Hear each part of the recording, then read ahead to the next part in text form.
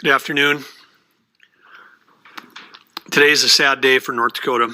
While we knew this day was coming, it doesn't diminish the profound impact for a family in North Dakota losing a family member, a friend, a loved one. Today we experienced our first COVID-19 related death in North Dakota. As we have said for some time, we knew this day would come, but we should prepare ourselves.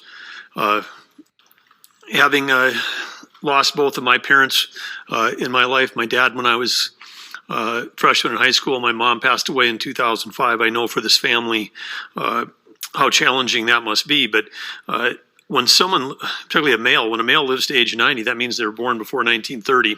In North Dakota, the average age of a male lifespan is 76.8 years. So, Catherine and I extend our deepest condolences to this family and the friends. We also hope that they can find comfort in the celebration of a life well lived for someone who saw the span and arc of our country from World War II through today. Part of that greatest generation. So with that, we extend our personal condolences, but it's a reminder to each of us that each of us has a responsibility to help prevent the spread.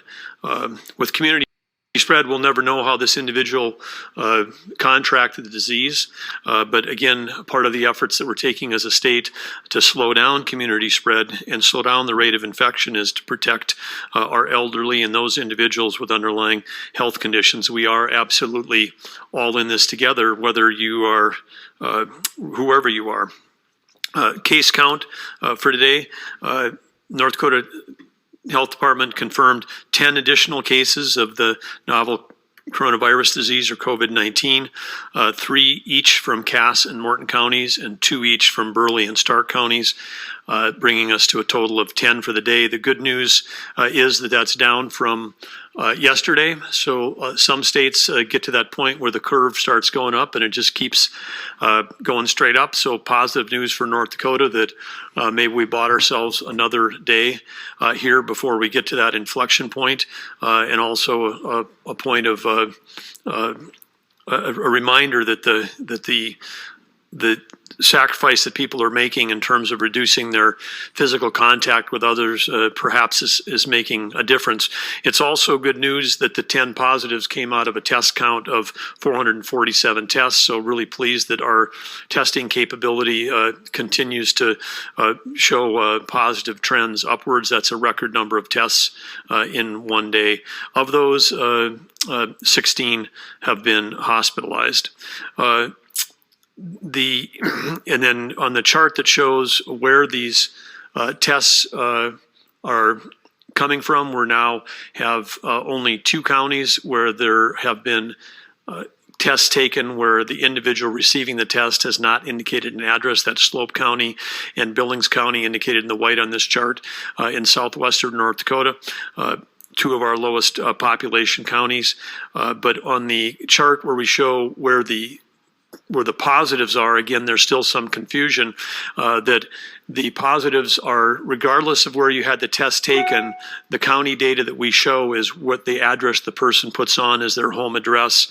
So if they lived in Western North Dakota, if they lived in Western North Dakota, an address in Western North Dakota, but were going to college in Fargo, took a test in Fargo, they would show up as a Western county.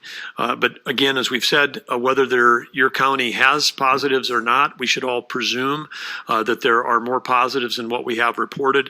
Again, we've got 68 cases now that have confirmed positive. A good metric for that, if you think about that a person may contract it and have no symptoms for several days, then they develop symptoms, then they go, hey, I'm sick enough that I think I ought to get tested. Then it takes a while to get the test back.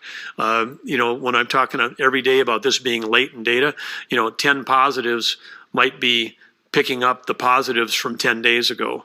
We know that the spread, because each person who's been positive has an opportunity to infect 2 to 3 other people, is that it would be, when you multiply all that math, that's where you get the exponential. We should probably assume that the real case number in North Dakota could be as high as 10-fold higher than what we're showing in terms of positives. So the right way to act during this would be to assume that even if you quote, there's no positives in our county, that's why we have statewide mandates in place, is because we have to logically assume, given the lag in the reporting data, that this virus is everywhere in our state, and that everybody in the state has an opportunity to conduct that,